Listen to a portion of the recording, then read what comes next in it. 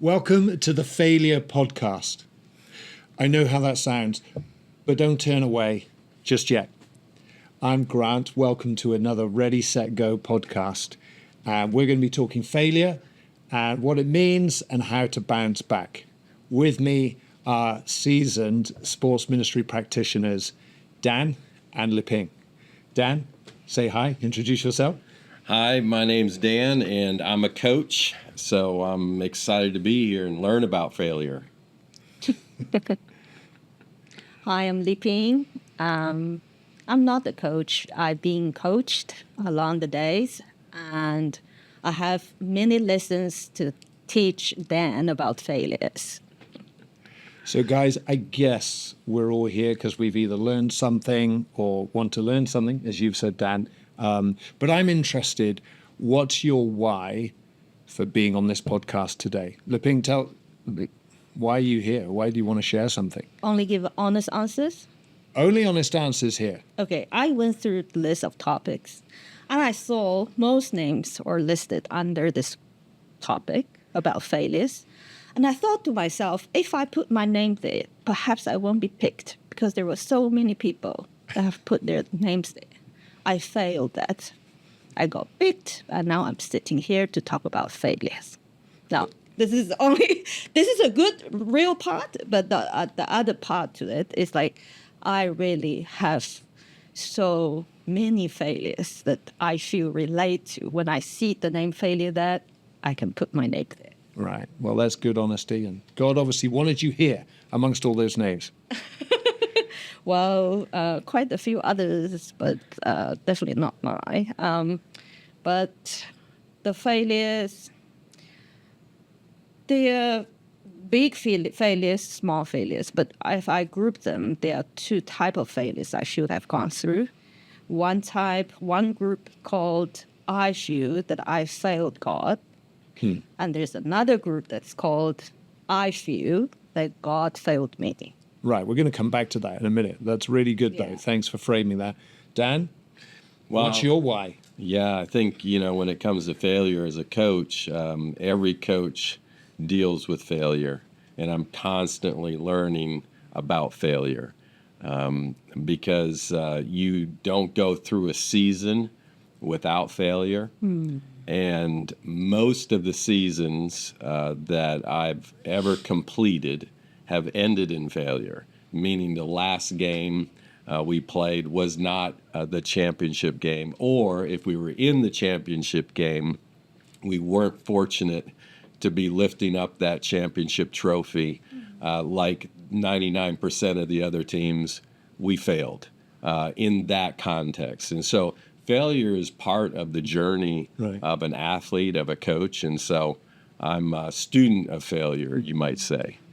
So that's really interesting. And I guess there's so many angles, aren't there, that you could talk about with failure. But I like the fact that we can touch base on maybe as a coach, maybe as a player, maybe as a sports ministry practitioner, and in wider life. I guess I'm really keen on looking at this because, loads of failures that you could categorize. But I think also it's like how we deal with it. Sometimes, you're with people who maybe we all fail and stay stuck there. And then you've got some people who kind of deny that they have failed or that it's wrong to fail. So let's move on and not deal with it. So I'm quite keen to learn from you guys, your experiences to help me in that regard. So let's just unpack a little bit more of elements of failure within your personal story, Liping. Let's revisit what you started to share with us. So give me your example of kind of that level of failure. Well, I was not a sports professional when I stepped into sports ministry. So in the first place, I already felt like, what? Why? How I got engaged into sports and all that. I was one of the 3 people that were recommended to attend ISOLES in my year from my country, the country that I used to live. And when I finished that, I had this like compelling, there's something compelling, compels me Right. to do something with what I've learned. But I just don't feel I was the right person to do it. So, but I respond to it. I looked around, there was like not many choices other people could run with what I've learned, since I was the only three that heard about it and learned about it. So I decided to take the challenge to step into the role and do something. I was doing something that I was convinced to do for 3-4 years. And then I got to a place we were together with quite a number of people in the room, and it was not a very pleasant time for me. Like, I felt that I've done what I could do, but I didn't receive many positive feedback. And that was not great sense that when you devote yourself into relationship, ministry, team, groups, and you felt that they don't like you the way that you would prefer that you feel liked, and you know that you have probably stepped on some people's toes and made them feel uncomfortable, and those whom I feel that I have really given my heart and my time to, they also did not stand up for me to help me to take that pressure a bit.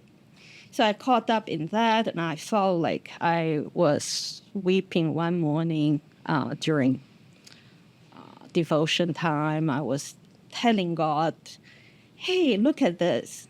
I told you from the beginning I wasn't the right pick. I wasn't mature enough. I was not a good leader. I missed this and this and this. If this was another person, he or she would have done so much better. But look at this. People don't like me, and I don't know if I'm really effective with what I do. Why? Why have these things happen? And I was weeping. And obviously, through that weeping, I would hope there's some comfort and to tell me, nah, you've done good. Nothing of that. For the first part, it was just quiet, and I was continuing. All of a sudden, I really have heard this sentence and just said, but you have obeyed. And that sentence quieted me down immediately. I never thought the whole thing from that perspective. And I didn't get what I wanted, it's okay, don't worry, shrugging the shoulders, nothing of that. It's just one short sentence. But you have obeyed. Wow. So that was sort of like a ministry failure, a big moment for me during that time. But the comfort I received from God was... Did that phrase comfort you, or did that disappoint you? When you sensed he said, but you've obeyed, did you want and need more than that, or was that comforting in itself? It was a power that calmed me down. Right. Was it comforting in that moment? I'm not sure, because the feeling was still so strong. I feel so disappointed by myself that I did not fulfill the role that I wish that was fulfilled. But when the sentence came, I just sensed this power that calmed me down. Yeah. And I felt calm from inside out. I stopped weeping. I remember I sat there for a little bit longer. I was pondering what was said, because I have never seen the situation from that angle. So, yeah. That's really profound, Leping. Thank you. Dan, do you relate to that in any way? Absolutely, absolutely. I think Leping really unpacks the journey that we are on when we go through failure, or what we view as failure in that moment. As a coach, I kind of see it through some different markers. One is passion, and passion really, you need that I need passion in players. Passion's what draws us into maybe an opportunity, but it often comes face to face sometimes with truth. The truth that maybe passion isn't enough. My skill isn't enough to win this duel that I'm in with this player, or the game in totality, because we're just not good enough on that day. So I face, as a coach, these two things all the time, passion and truth. But what passion and truth lead to is what you've described, and that's purpose. There's a clarity that's really, really palpable and strong when we go through these journeys where in the moment we feel failure. We can feel it in tangible ways, emotionally, at a deep heart level.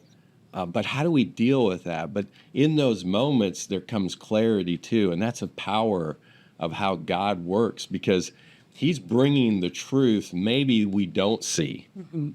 You know, the truth is this journey that we are on wasn't really about the game in the scoreboard. It was about the game that's going on in our heart or somewhere else that's deeper, that has much more impact in the trajectory of our life. And so that's what I love about it as a coach, because when you're on this journey, a lot of times you feel the pain in that moment, but then you have clarity and you go, actually, this is propelling and moving me towards something else, moving forward. So I think that's a wonderful story, but that's kind of how I reflect through that story and applying it to some of the things that I've learned as a coach. And like I say, I'm on this journey of learning. I'm constantly learning. So I guess the bottom line is, as we strive for success, whatever that means and looks like in our context, we fail along the way. And there's this phrase of failing forward, which I know I teach my kids. It's like, if you're afraid to fail, you're not going to succeed. You're not going to push in, so fail forward. Do it. Get back up. Do it. And I guess we can't teach that. And maybe for the listeners who are thinking, yeah, but you don't understand this, Dan. Leping, you don't understand what I've just gone through. So I'm keen maybe to zone in on a specific, maybe you're now going to search your brain and think, I've got so many, I don't know which one to choose. But, and I was thinking about this as you were talking, and it's like, I could choose one of many. And there's definitely many in ministry where I could say that was an epic failure. But it took me back that prior to ministry, I was striving to become a professional cricketer, God's favorite sport. And I almost made it, and I played semi-professional. And from a young age, it was my dream. And it's like, I'm going to do this. Never really had words of affirmation from my father. He was a rugby guy, but he did take me everywhere. But I felt left to myself, and I didn't know the Lord at this stage. But I got so close to a breakthrough and a big contract, but there was a repeat sound that I kept hearing. It's like, you're really good, but you're not better than somebody we've already got, so we don't have a space for you. And it was just like, I'd go to sleep hearing that sound, and it's like, I'm just not quite good enough. And then you start to believe it. And I guess in the end it was true. But I would look at those other players and say, I hear what the coach is saying, but I actually feel like I'm better than him. But I failed at that goal. I failed at that goal. And so we'll come back to how we maybe respond to it. But have you guys, if you could choose your top one of where you feel you failed. Yeah. You know, what is that? Because I know somebody's watching today who've got something that they're saying, this has derailed me. Yeah. And we'll help them get back on in a moment. But what was yours that could have derailed you? Well, there's a lot of different things that we can go to. I would say that, you know, probably the closest to my heart is my children, my family. You know, I can think of many times where I've failed in that role. And I think we can all find examples of failure, right? So I don't need to describe my failure to prove that I'm worthy of winning the battle of the epic failure of all time, right? We all carry around that epic failure. Yeah. I've never met anywhere in this world that hasn't had an epic failure in their life. Now they probably not going to share it with me, and I could throw mine out and say, "Hey, mine's better than yours." But the reality, it's not. That's not the point of it, right? The point is we've all experienced failure. We've all been there. So what do we do in the midst of that? I'll tell you, there's a lot of things that I went to. Self-help. There's a lot of these different things. Like, oh, you got to just change the narrative in your head. You know, you got to get that negative loop and break the negative loop. The reality is that doesn't hold water, as we would say in my culture. In the fact that it might help for a limited period of time, but eventually you start realizing, well, I'm still failing. Right. Like, yeah, I haven't outrun failure. So you're saying it's to be embraced and accepted as a part of the journey. Yeah, I think it's part of the journey, but also the reality is if I tell one of my players, let me come back to my coaching hat. If I tell one of my players, look, you're good, the reality is, yeah, they may be good, but they're probably not going to be good enough on some days. Yeah. You know, they're going to come across a player that's better. So I've got to equip them to not think about, oh, this guy's better than me. I've got to help them think about, well, how do I deal with that? Yeah. You know, how do I work through that? And so what I'm really looking to do is give them the tools. And one of the tools is to accept that, hey, you know what? Failure comes. So how am I going to embrace it? How am I going to lean into it? And that's where I've found where God's worked with me, and he's taught me through his scripture Right. over and over again. He said, Dan, you are not good enough, but I am. Yeah. And so failure is going to come, and in that moment of failure, hey, listen, I'm going to take you. I'm going to be there. I'm going to equip you. And what I've learned in life is actually my failure is my strength. Mm. When I admit failure, when I admit that I'm weak, he is strong. And I allow him in his strength to move and be there. And has that always been easy to do, or have there been times where, like, I don't want to admit it? No, I never want to admit it. I never want to admit it. Okay. But every time I do, he's the one that is the strength. And do you find, like, when you did admit it, even though you didn't want to, that helps you admit it in the future more and more? Yeah, Embrace I think it's like training. Yeah. You know, it's like a muscle. The more you use it. Yeah. But it doesn't mean that getting in the gym is any easier the next day. Yeah, I find that too. Liping, Dan's given us a nice little lead into, you mentioned about a word that God gave you when you felt like you did, where you didn't feel good enough, you felt like a bit of a failure. Tell me more about also, you know, in times of struggle, you know, your view of God or how you've experienced his help, and, you know, the honesty about your emotions towards him. Because you mentioned earlier on that it was also like disappointed, you know, then you thought he might come through from time to time. Do you want to share more about that? Yeah.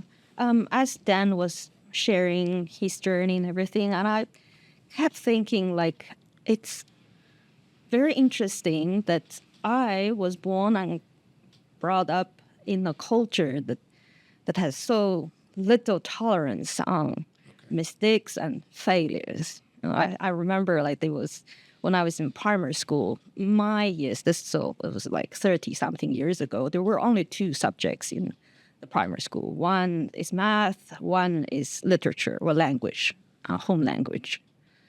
And there was one semester, my math was 100%, and my home language was 99.5%.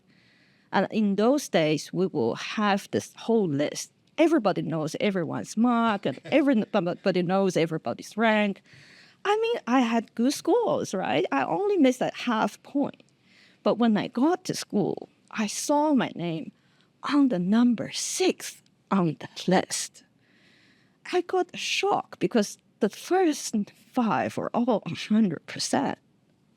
It was difficult for me to handle because I used to be the number 1 or number 2 because that's what I remember, like how I was brought up and everything. And I couldn't believe it. Like half point, you can get 6 or 5 people ahead of you. And then the teacher will tell you, look at this. And obviously using me as example, look at this. It's only half point, but you can be, get behind by so many people. Remember the population in our nation.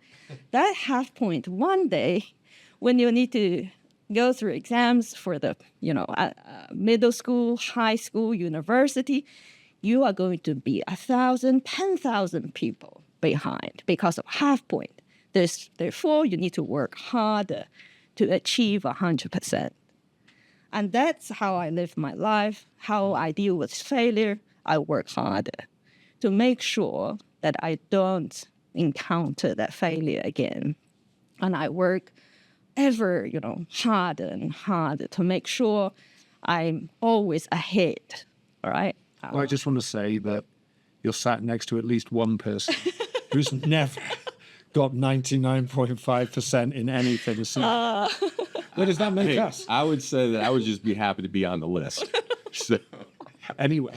No competition here. I just want to use that example. That was the culture. Then I was led into another culture. So I moved to another nation. Now, I live with my husband. He's, a citizen of that nation. And I struggled the first few years because I realized that the culture of this nation where I live now is almost the opposite of where I come from. There's much bigger tolerance on mistakes and failures, They're just okay with it. For me, it's like, no, if you've got, 5 mistakes, it's too much, right? But you have so many, I tried to fix it and things, and it didn't work. By working harder, it not helped me to get out of my failures. Therefore, the sense of failure. Therefore, I was so greatly disappointed. I feel nothing works in life, I feel completely at the bottom of my spiritual journey. I feel so slaughtered from everywhere, outside and inside, because the outside standard has changed, you see.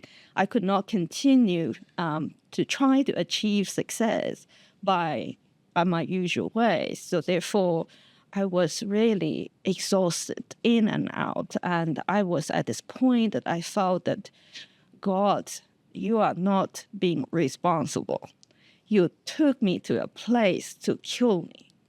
Right. Literally, I feel that the reason he got me to where I live is to slaughter me from inside out.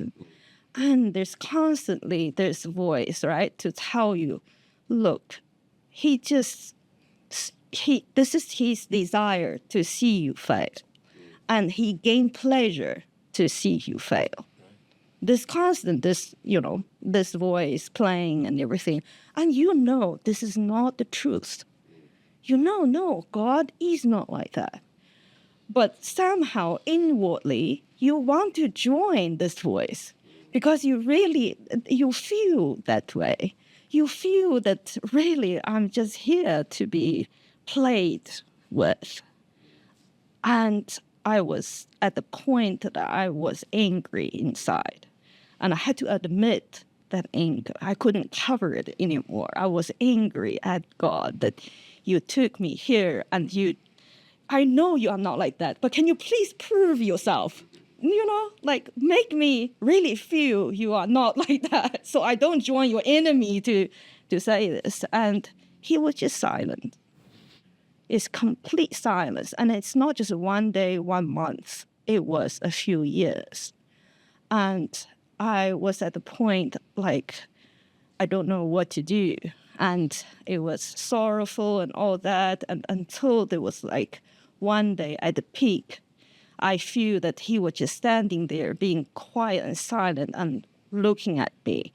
And there's a part of me saying, you are just looking at me and doing nothing to my situation to help me to, all that. I was doing this.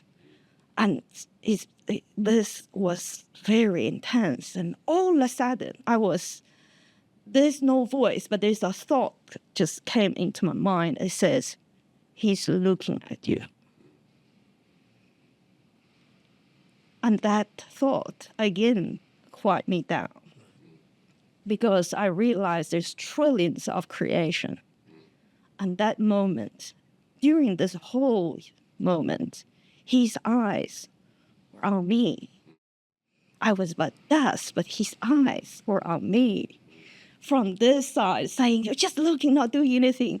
All of a sudden, there was a change of mind and heart and saying, wow, his eyes are on me, that I'm going to be okay. Doesn't matter what happened later, I'm going to be okay. That was a turning point. It was not through my own strive to be better and be more perfect to counter the failures, but all of a sudden, how I overcame that sense of failure, it was a new sort of encounter or understanding and knowledge of God and experience him.